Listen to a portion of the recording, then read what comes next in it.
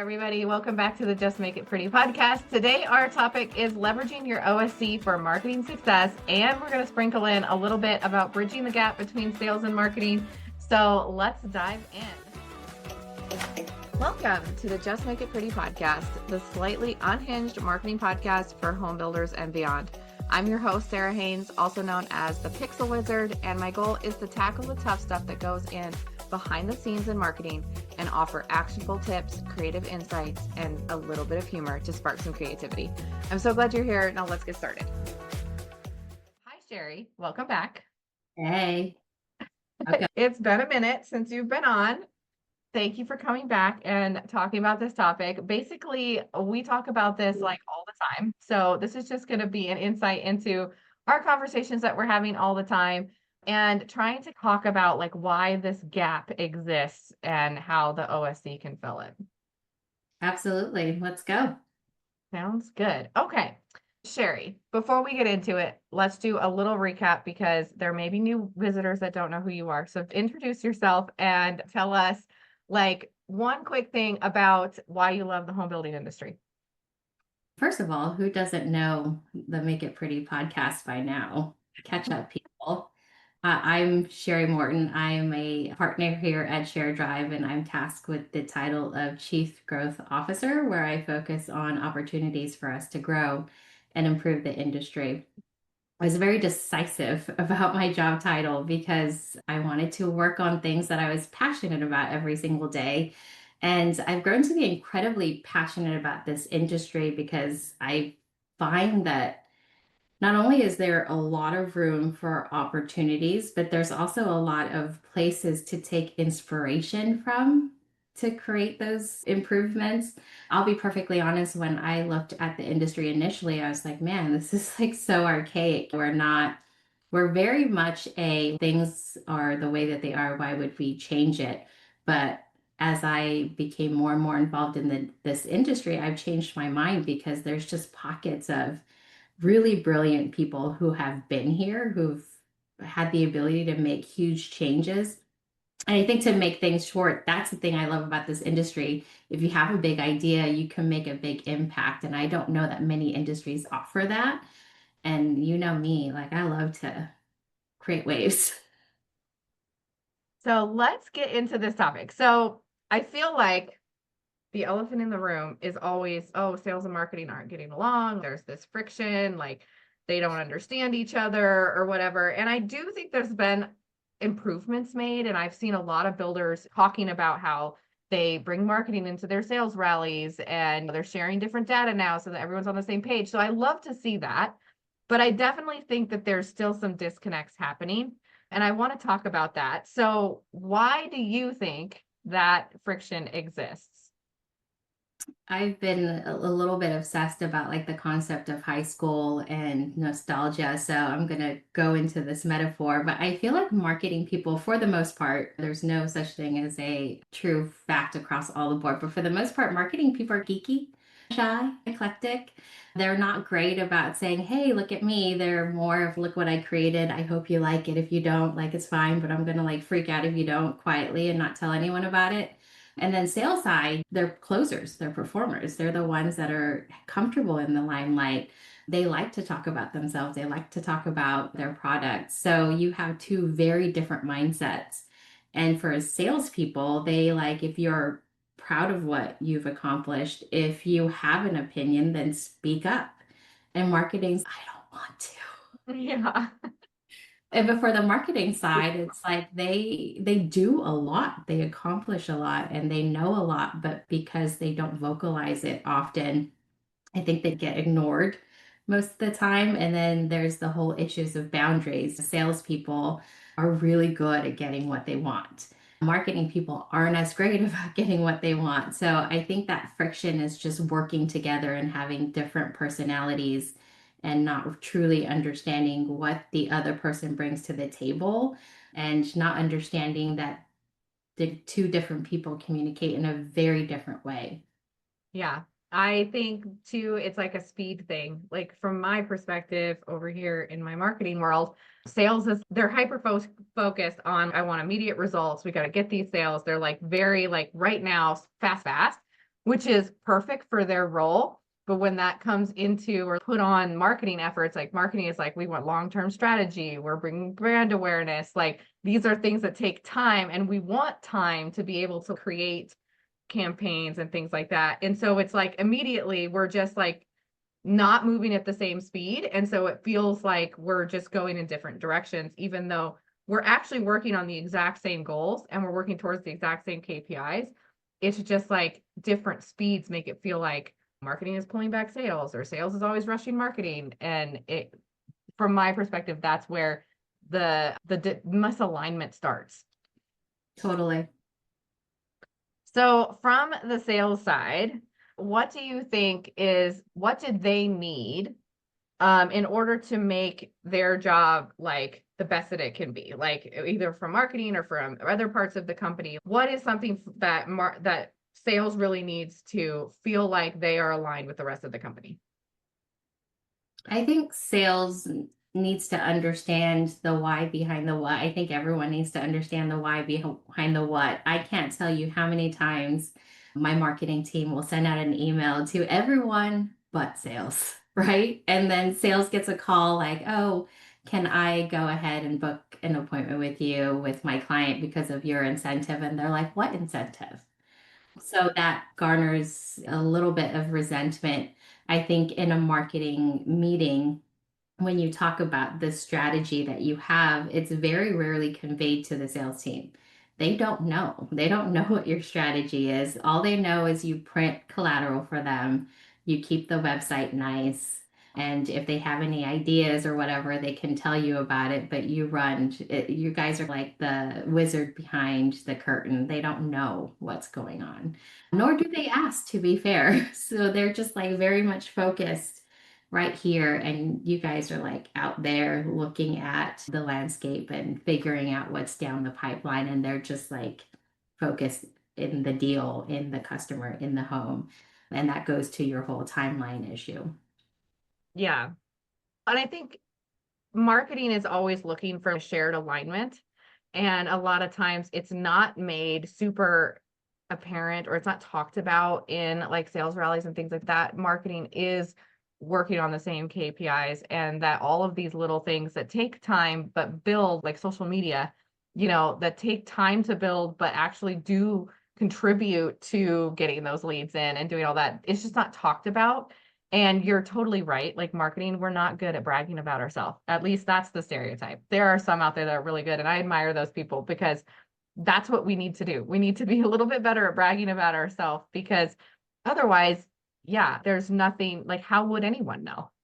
And I think one of the things that makes a huge difference is, imagine if you have a sales team and you have an email that you sent out on Friday for an opening at 9 a.m. on Saturday by the salesperson's request. You went ahead and you did it. And then you force the salespeople to be patient, or tell you ahead of time somehow that they're going to have an open house in 3 weeks, 4 weeks even. And you craft this beautiful email and you send it out multiple times.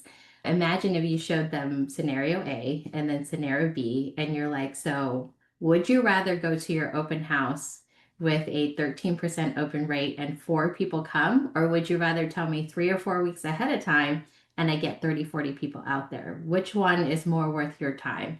I think if marketing found a way to sell the reason why they need more time, to sell the reason why they need more communication, I think you would speak the salesperson's language. Yes, definitely. If you want it, you got to sell it, is definitely for marketing. I think too, marketing is, there's a lot of uncommunicated expectations on both teams. So like sales just being like, I just want to have the open house. Like, why are you blocking me from having this open house? Which is not what the goal is. But their expectation is, I want to do it right now. And marketing is, I need all of this time or whatever. But there's just, the communication is just lacking in a lot of ways. And for marketing, one of the things that I've seen as really frustrating is we'll do ads, right? And we'll think, oh, great, we're getting all these clicks, we're getting these appointments, whatever. And then we go to the meeting and we find out like oh, all these leads suck and everything's terrible and I don't know what you're doing. And when it's shit, dang it, I thought that we had gotten really good ones. And so a lot of times we don't hear about these issues early enough, or we're like asking and we don't get information. And so it's like, we really want that. We're always searching for like, where's the data? How can I make this better for the entire team? And it's sometimes very difficult to actually get really good answers. It's the same thing as reverse. The salespeople know that these leads aren't quality, but they don't have the language that you need in order to explain why.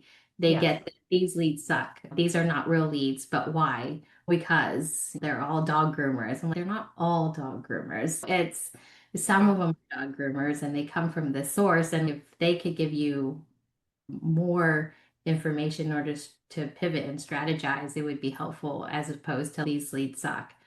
And to be Mhm. fair to the sales team, those leads do suck and they Yep. are running around and writing contracts. They don't have the ability to sit there and look at their screen and go, yes, this is from this source or this is from this source. It's just they don't have that capacity. And they, even if they did, they don't know what you're wanting. So it's an education piece on both sides that's lacking. And yeah, I want to make it very clear in this episode. We're trying to take this from both perspectives, right? And so we're not like shitting on either side. We know that both sides have like improvements to be made. And one of the things that I think that we do really well and that is exciting for me because we can actually start fixing some of these issues is pulling in the OSC into this whole equation and how they bridge. And so you were one of the first people that had said that to me and brought this concept to me. So I'd love if you could share how that works and what that means when we say the OSC is the bridge between sales and marketing. One of the questions that the industry always loves to ask me is which department does the OSC belong? And my answer is always they belong in their own department because they're their own type of service provider, they're their own type of salesperson. But I think the reason why people ask that question is because the OSC has the same type of personalities with the sales team, and they have similar personalities to marketing, and they have the communication skills and the knowledge and where they sit and they see the marketing side and they see the sales side. They have the ability to translate between the two departments. They have the ability because they work on the sales side, but they work with the marketing leads at the top of the funnel. They can grasp a better understanding of what both sides needs and the way that they work, they prospect. They are on the marketing websites, they are on the marketing platforms. They have their feet on both sides, so they can also tell you guys what happens in the middle sector. I think for marketing and sales, even if you had two departments that absolutely loved each other, so much happens in between that you both can't explain. So without that OSC person in the middle to help you understand, imagine if you had a 16-foot bowling alley and half of it is blocked out. You throw it and you're like, it's in the center. And then when it goes towards the end, they're like, gutter ball. And you're like, what the heck happened? Without an OSC with the viewpoint of the middle sector, it's a guessing game. No, that's so true. You're so good at analogies because now I'm thinking of the bowling alley lane. And that is what it feels like because marketing gets the ball first and we start it rolling and we're like, yes, everything's amazing. And when we hear it didn't end amazing, it's so disappointing and it can be like such a mystery. So then we're like looking through all the data and we're looking at all these things to try to decipher. And when the OSC just has that answer, it's, oh, it was this. That's what Right. there was this major roadblock that you just couldn't see yet. Right. So yes, I think I definitely agree on that side. I do think too, there's an interesting kind of friction between the OSC and sales sometimes, which I find to be also interesting. So how do you navigate that? And like, how can we make sure that if the OSC is supposed to be this missing link, how do we make sure that it's all the way through? I think it takes training. It takes a special type of person to be an OSC because, like I said, they have to live in both worlds. They have to be creative enough, strategic enough. They have to be comfortable with data and technology so that they can communicate with the marketing side, but they also have to be sales people. They also have to be closers. They also have to have that type of personality that can brag about what they've done. I think just having that special person in between that carries both traits is going to be super helpful for that. And that speaks to the passion for me in this industry is figuring out like what's that special formula for that person, because they're not rare, but if you don't know the type of personality you're looking for, you don't really know who to hire. Yeah.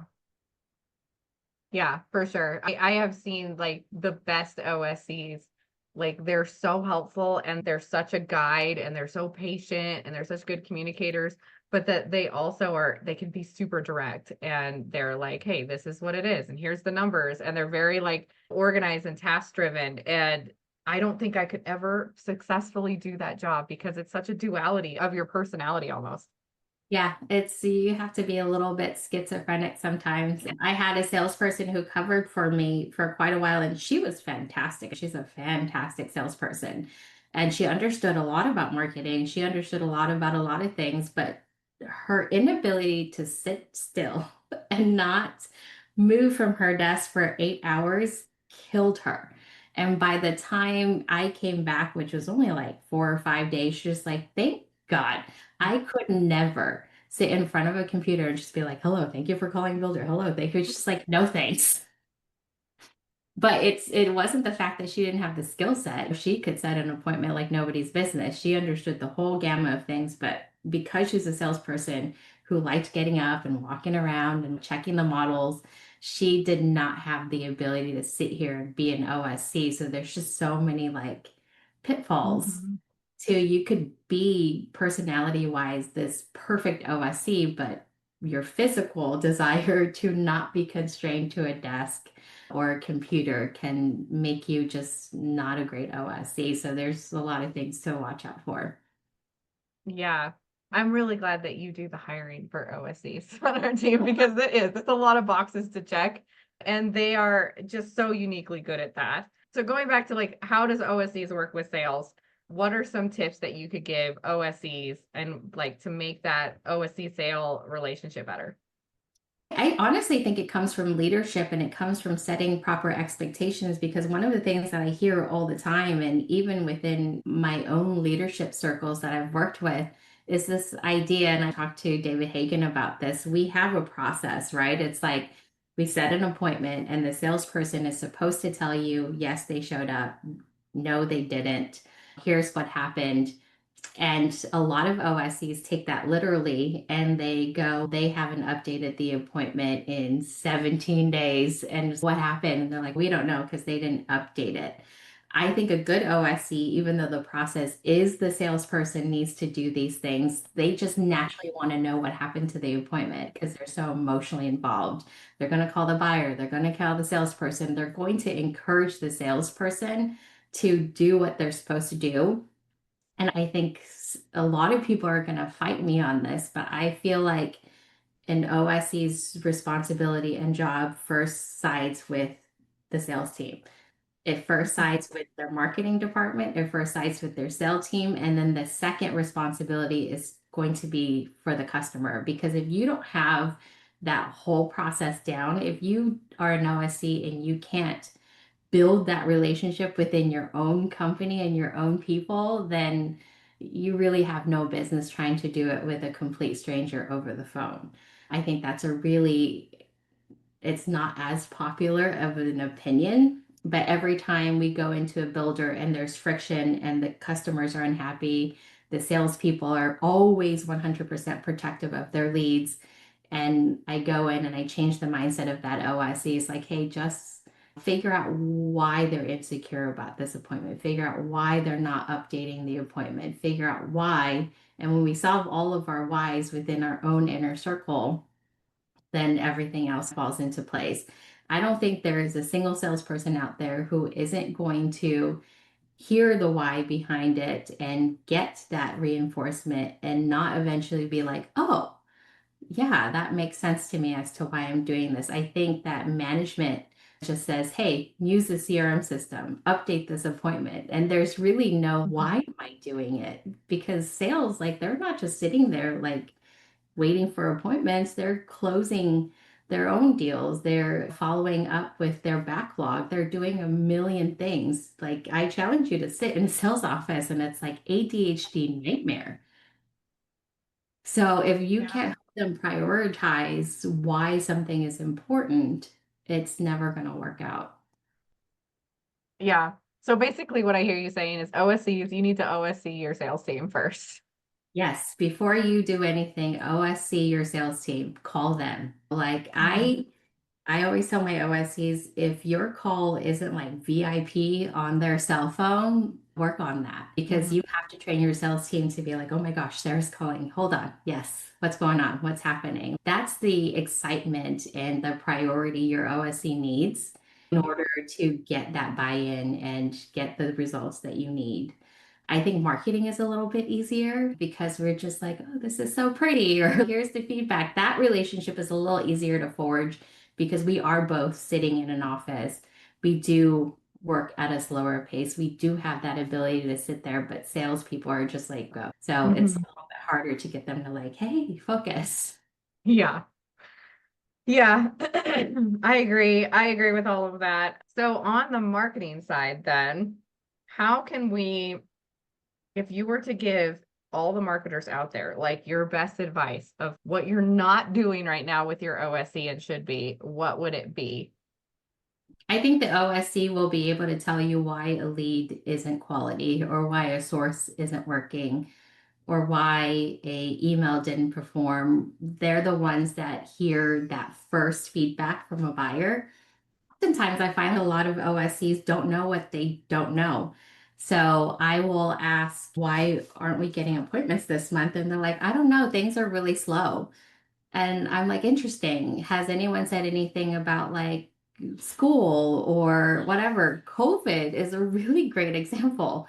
And I found myself doing this to my marketing person. She's just like, why are appointments so slow? Our website has plummeted? What's going on? And I'm like, I really don't know. It's not even like our off sales cycle, but leads have just not wanted to come in. And I was just like, they are talking about this thing called COVID. And as I was talking, I was just like, oh, actually, I think maybe we should figure out how to do virtual tours because people are hesitant to travel. But when the initial question was like, why are appointments slowing down? Why are leads coming to a complete halt? Why is our website so down? I didn't really have the answer until I started talking about my calls recently or the feedback I've been getting. Then I started to like, actually, there is a pattern because as much as I preach about this, it's not out of the ordinary for an OSC to get into the daily grind of things and just like call after appointment. So for the marketer, I would encourage you guys to have the OSC pause and then try to ask probing questions as to the why behind trends that you're seeing. Oftentimes the OSC has that answer. Yeah, I think the OSC is the best person to identify trends like that, to identify those patterns. The other thing, like I love working with OSCs when they're really dialed into all of your customers, all of your leads at the very first step and they can really help you target way more effectively. We all know that personalizing your emails and making sure that everything's targeted is really important, but it's hard as a marketer sometimes to know was like, what are people saying? What could I target? And we're not on the phone, so we don't hear, oh, everybody's asking about if we have dog showers. And we would never know. But like by talking to the OSCs, they're like, oh my gosh, how many people are going to ask about this? And then you're like, oh, now I can set up an email or a social campaign or whatever. So I love to hear what are people just what are they talking about? What are their concerns? What are their fears? Because that's just gold to a marketer. Like we can do so much with that. Yeah, and it comes back to education. I think a lot of OSCs, especially, I don't even want to say new OSCs. I've seen OSCs in the seat for years, but they just didn't have that relationship with the marketing team, where the marketing team, and I think all marketing teams can agree, advertising in this industry is a complete nightmare. More so now than ever because it's don't talk about age, don't talk about gender, don't talk about families, don't talk about what the heck do we talk about? What do we target? And I think the OSC is just gold there because they speak to a huge volume of people every day. And if you're proactive and say, hey, can you just ask, oh, what brings you to this area? Is it they're changing jobs? Is it an industry? Is it a profession? Is it a school? Is it whatever that doesn't violate Google and Meta's dang community restrictions? Well, however you can finesse that, have the OSC work that conversation in there and update the CRM. You don't have to necessarily ask the OSC probing questions, but you can inversely have the OSC ask those probing questions to the buyers. And that way Mhm. you can get the right information you need to do your job.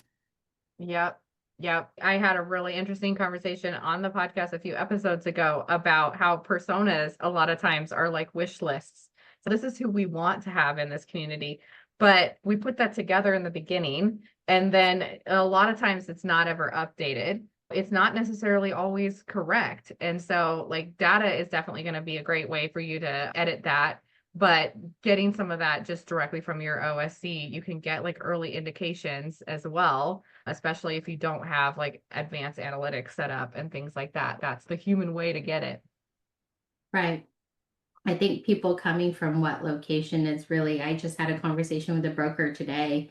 He wanted us to focus on a certain region, but what I proposed to him was his sales team needs to figure out where these buyers are coming from. So it's not necessarily that they want to go to Lufkin, Texas, but no one starts off in Lufkin, Texas. Like they start off somewhere else. So Yeah. where is that? Is it Dallas proper? Is it Chicago? Is it California? This is information that the sales team never think of. When they're selling a home, they're like, oh, by the way, where are you from? Surely it's not Lufkin, Texas, and they're not keeping tabs on that, but an OSC will, and an Mhm. OSC can, and they'll be able to give you that information. Yeah. Yeah, the other thing too, and I don't want to skip over, is the technology piece. I feel like the OSC should be the power user in your CRM, which I know you love it when I say that. But if they are, they can really help both sides of the equation just with the technology and reporting side of everything. I can't tell you how many times I've gone to our OSC team and just tell me the data on this. And they have it right away. They're like, oh yeah, I've been looking at that.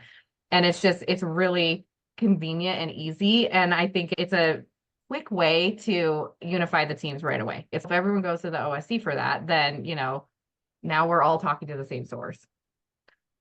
Yeah, I think there was a conversation about there needs to be a role called chief technologist. And I agree with that. But the thing is, the chief technologist should be your OSC because when you create a completely different role for technology, then they just become another silo. Mhm. The OSC is already a unifier between marketing and sales, and it's in the name, like online sales concierge or online sales counselor. I'm not saying you need to be a complete geek, but you have to be comfortable with technology because that's where you're sitting. Yeah, it's where your whole job lives. Where your whole job lives. I don't know of a single OSC now that like it just works on a pen and paper and a landline. We're all on the website, we're in the CRM, we're like using technology.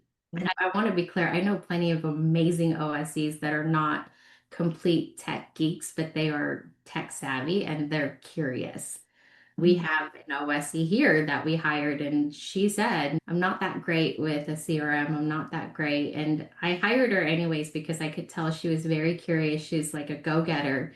And week 2 of training her in HubSpot, she's like teaching me things. And she's, oh, I went ahead and color coded these templates and I went ahead and did this. I'm like, I have never even thought to do that. So, in saying that, I think a lot of OSCs, one, don't give themselves the permission. And two, I think there's just this like rumor that technology is this big scary thing. And technology is very intuitive. You just have to give yourself permission to probe around and be Mhm. curious and just break a few things. Yeah, we have to channel our inner child and just click the button. It's not going to explode. I promise. Click the buttons, just see what happens. I feel like a lot of builders would be very shocked by how tech savvy their OSEs actually are if they just took off child safety features and let their OSC explore, because I think most OSCs are very curious and very, what happens?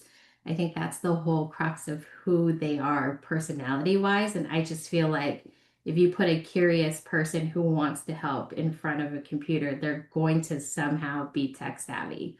Yeah.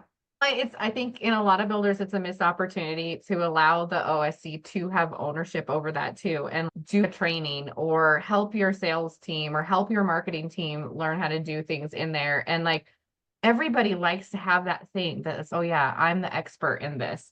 And it's really a gift to be able to give that to someone to be able to teach others. So if you notice and if you give the opportunities to these people, like there's a chance that they're really gonna shine and that you wouldn't have known otherwise. I've seen that time and time again.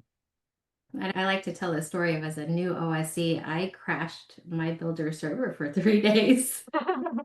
But in order to do that, I had a lot of freedom, and I feel like it's a small price to pay for having a OSC who is very good at maintaining and understanding the entire tech stack and helping the entire company come together in that way. Yeah. And obviously, I'm sure your OSC is not going to be as crazy as you were and shut down the whole server. That was like a decade ago. Technology has come a long way. Yeah, so let's not scare everyone into thinking that's going to happen. It won't.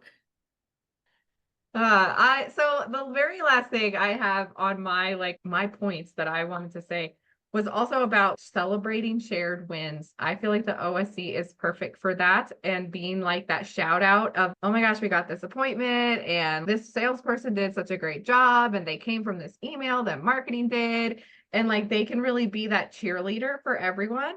And we've already established that marketing might not be the most amazing at that every time. So like making those wins a shared effort that brought that, I feel like the OSC has a unique bird's eye view to be able to do that. Yeah, absolutely. Don't underestimate a salesperson's desire to be called out either. And one of the things that I've found as a new gift by working with a ton of builders is you can celebrate yourself and someone else at the exact same time and still come out the hero. A good example is we had a salesperson who really was not deeply in love with us. And I found that the greatest way to get through to her is to celebrate how great she was in the CRM. No one knew how much work she put into her project for Lasso. Like, it was never talked about, but she kept her Lasso so clean that I was like, she should be an OSC. She sent out mass emails. She did all of these amazing things, and no one celebrated that. And we were at the same time struggling with the other salespeople to even log into their CRM. And this salesperson came off not as engaging with the rest of her sales team. So when we started celebrating that and showing, because she kept her CRM clean, because she did her tasks, that she was able to have an open rate that like rivaled the OSC project, which I'd never seen before, because she was keeping everything clean. And in our sales meeting, I would show like the OSC's open rate is only 10% higher than the salesperson, and here's why. And all of a sudden, she loved us because she's just, that OSC team knows what they're talking about. But what that also did was it had the other salespeople go, I can have a high open rate. So it not only won the salesperson over because she realized like, hey, we are in fact paying attention, but it also highlighted the OSC because they were still the metric to meet up to. While she had a great open rate, the OSC project was still 10% higher. They were still leading the way. They still were the experts. They still knew how to help. So you're right, like sharing, finding a win that kind of ties everyone together to show that if you do this happens and you get what you want, and all of these people are working together to contribute, I think that accomplishes more than one goal at the same time. For sure. And never underestimate how competitive people can be. Because once you highlight one person, everyone's, but I want that. You need to highlight me next time.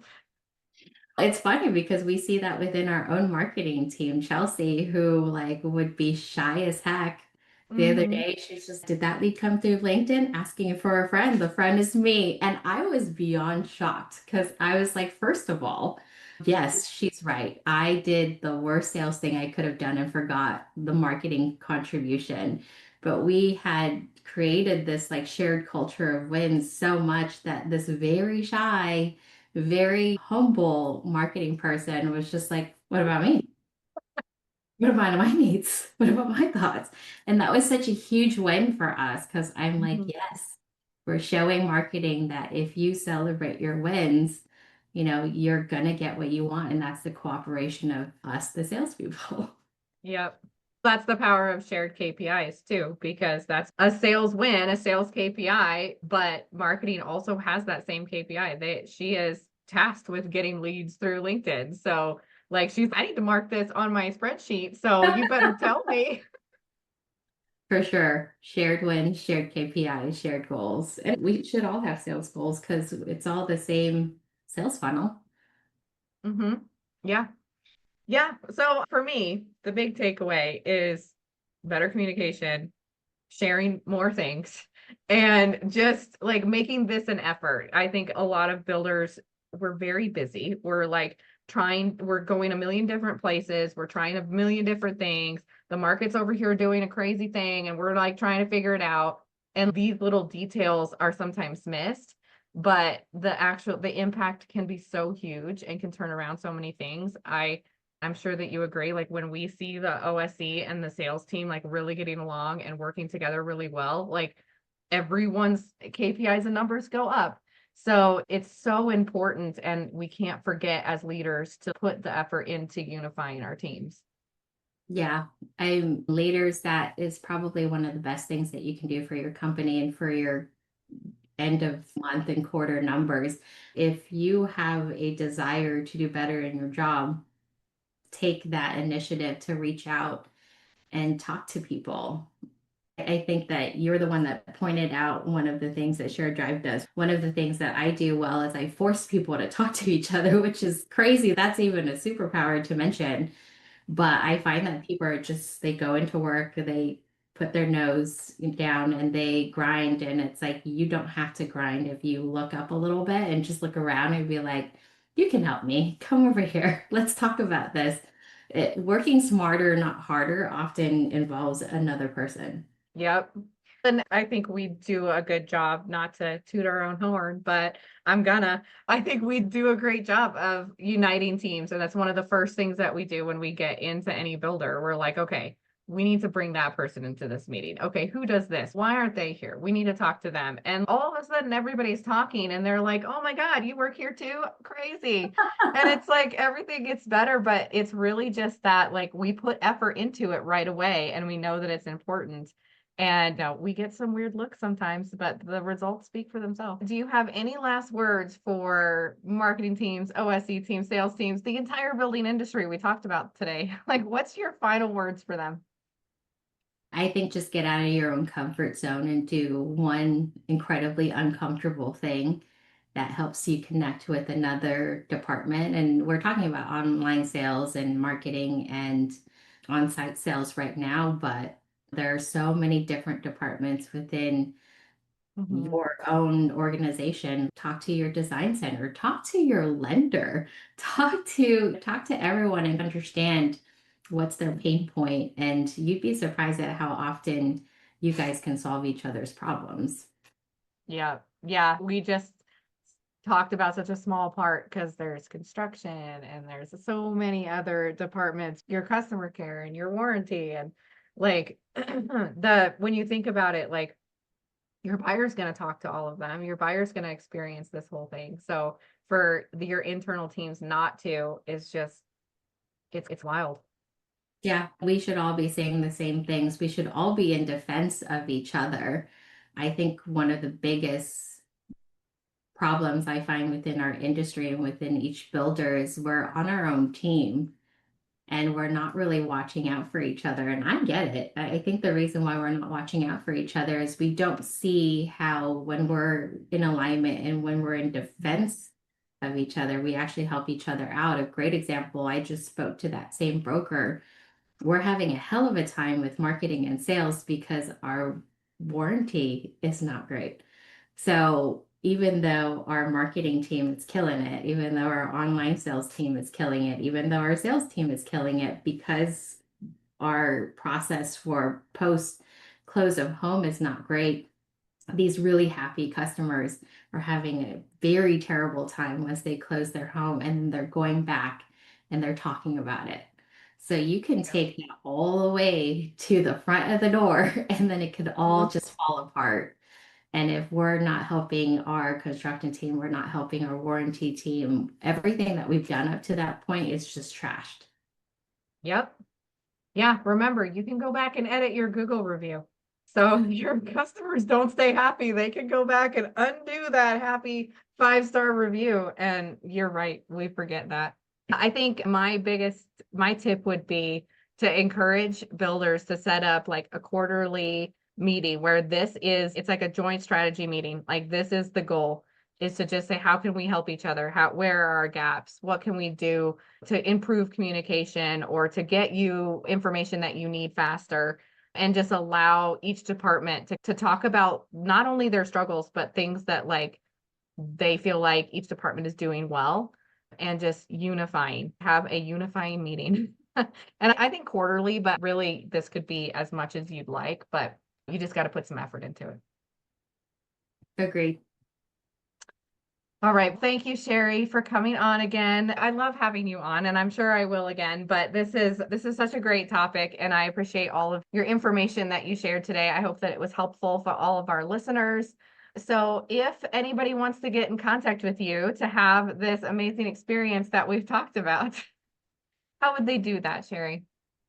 You'll mostly catch me on LinkedIn, but our website's also a good place to find information as well. Yes, I will put both of those links down in the description box. Oh, and now we have a chat, so you can go on and play with that. And Nova will definitely let me know if you have any questions for me personally. Yes, definitely. All of our new on the Shared Drive website, we have a new AI chat that goes directly to Shari. Put your questions in there. She will reach out to you as well as our lovely robot Nova. And we will see all of you on our next episode. So hit that subscribe button so you get an alert when the next episode comes out. And we'll see you again next time. Bye.